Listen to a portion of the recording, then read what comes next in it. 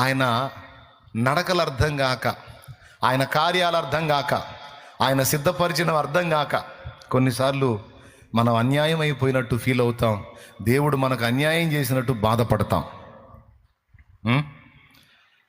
నల్లగా ఉన్నోళ్ళు ఎర్రటోళ్ళని చూసి వాళ్ళకేమో అంత మంచి గ్లామర్ ఇచ్చావు, మంచి కలర్ ఇచ్చావు తండ్రి, నన్నేమో ఇట్లా బ్లాక్ అండ్ వైట్లో చేసావు తండ్రి, ఎందుకు ప్రభా నన్ను ముఖమంతా నలుపు కళ్ళేమో తెలుపు, ఏంది నాయన ఇది ప్రభా, నా ముఖంలో ఈ కళ్ళను ఈ పళ్ళు తప్ప ఇంకా ఏం తెలుపు కనపడట్లేదు ప్రభా, ఎందుకు నాయన నన్ను నల్లగా పుట్టించావు, నన్ను కూడా అందరిలాగా కలర్ఫుల్గా పుట్టిస్తే ఎలా ఉండేది ప్రభా అని కొంతమంది ఫీల్ అవుతారు. వాళ్ళు అద్దంలో చూసుకున్నప్పుడల్లా కలర్ కోటింగ్ విషయంలో దేవుడు నాకు అన్యాయం చేశాడు, అవునా, అలా కొంతమంది ఫీల్ అవుతూ ఉంటారు. అంటే శరీర ఆకృతినే కాదు, జీవితాలను చూసుకొని కూడా కొంతమంది ఫీల్ అవుతారు. చిరుప్రాయములోనే నీవు నా భర్తను తీసుకొని నాకు అన్యాయం చేశావు దేవా, నేనేం చేశాను నాయన,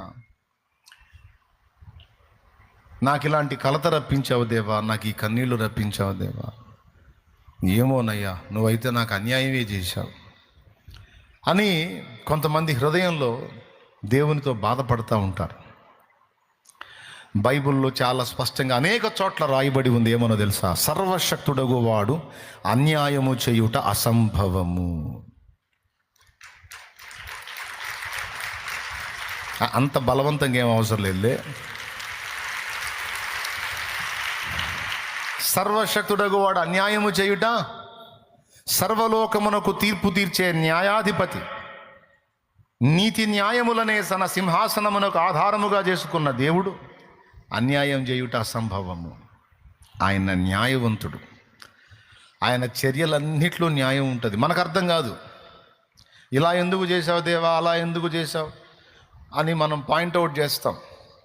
ఏం అర్థమైంది దేవుడి తత్వం మనకి?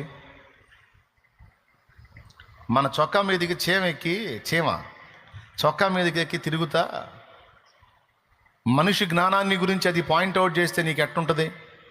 నిన్ను అర్థం చేసుకునే సరుకు దానికి ఉందా?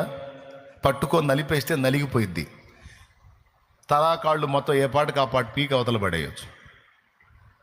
ఏం తెలుసు దానికి? అది పిచ్చి పిచ్చి మాటలు మాట్లాడితే ఎట్లా సేవ? మన షర్టు మీదకి ఎక్కి తిరిగే సేవ. అట్లాగే సృష్టికర్త అయిన దేవుని గురించి మనం పెద్ద పెద్ద మాటలు మాట్లాడతాం, మనకు అర్థం కాదు ఆయన కదలికలు. ఏదైనా ఒకటి జరిగించాడంటే, ఏదైనా ఒకటి రప్పించాడంటే దాని వెనక అనేక కారణములుంటాయి. దేవునికి స్తోత్రం. ఆ కారణాలు మనకు అర్థం కావు.